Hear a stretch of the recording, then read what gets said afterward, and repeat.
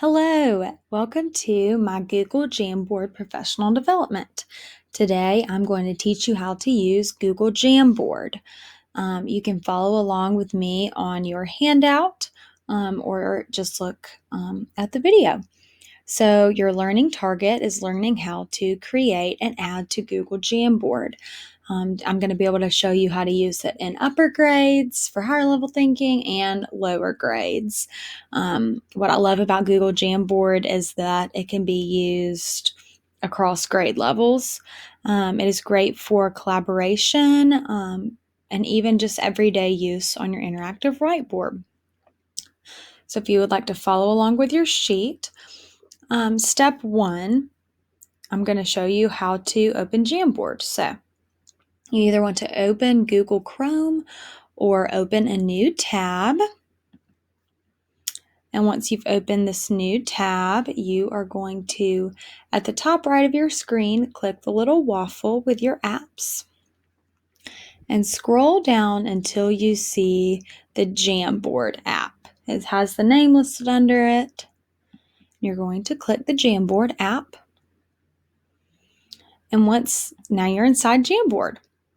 So to create a new Jamboard, you're going to go to the bottom right of your screen and click the orange plus button for a new jam.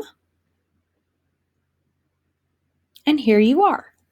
So Jamboard is really used for a presentation type setting. So it's really well used on an interactive whiteboard. So you'll see why, because right here, we've got the pen feature. You can draw and write on Jamboard. So if you had a pen on your interactive whiteboard, that would be great. There's marker, highlighter, brush. There is an erase tool, a select tool if you were trying to move something around, sticky note, which is one of my favorites, add image, add shapes, add text, and laser, another one of my favorites, where you can maybe circle something and it kind of lasers it real quick and then goes away. If you were presenting in front of a class, then I'm going to go back and show you the sticky note. You can type,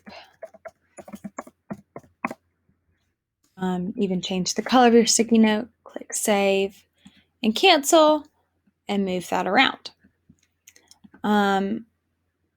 If you would like to add another page, if you're creating a whole presentation, all you have to do is go to the top and click an arrow, and there's a new page. You can give a title to your jam over here at the top left by just clicking on it.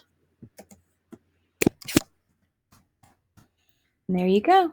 Now it has a title and it's saved. It has that awesome Google feature of just constantly saving your changes, so you're not having to click save and it's always there for you. So I'm going to let you play around for a few minutes with Jamboard, and then we will come back together and you can join my Jamboard. So pause this video for just a moment while I pull up my Jamboard and you can play around with your own.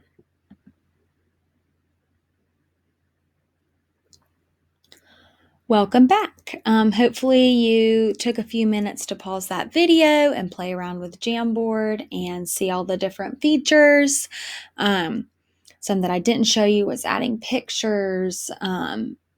That's a great tool. You can add pictures from your drive, the internet, or even your computer.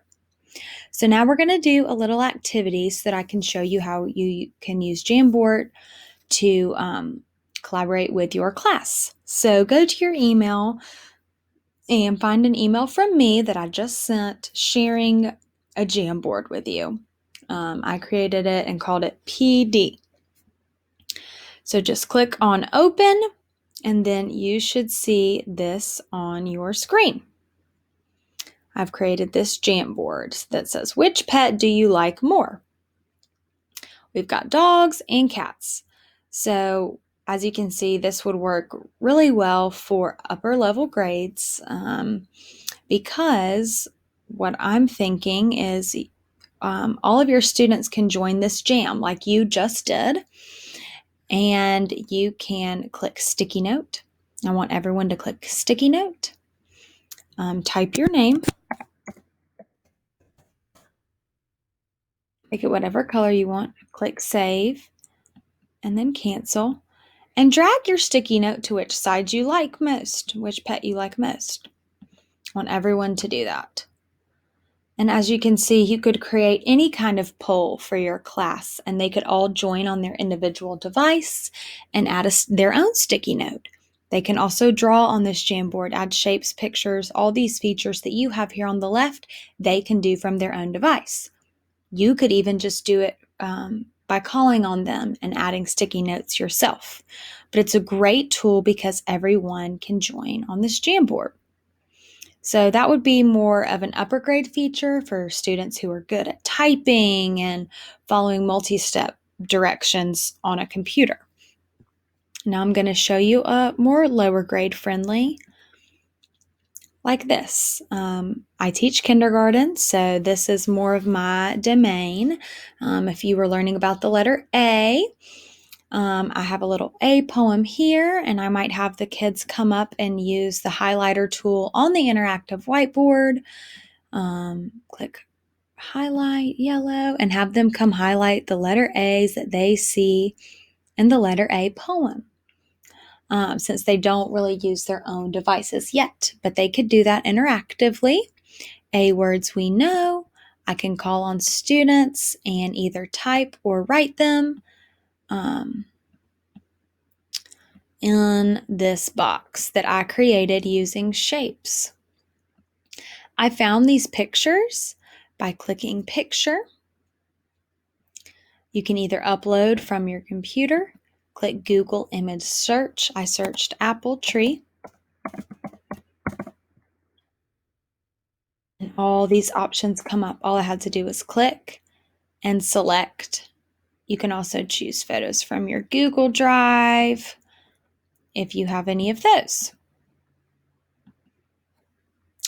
So that's how I would use it for a lower grade, since the collaboration feature might not be developmentally appropriate for them. But as you can see, you're all able to join this on your own device, which I love. There's so many different tools that are kid-friendly.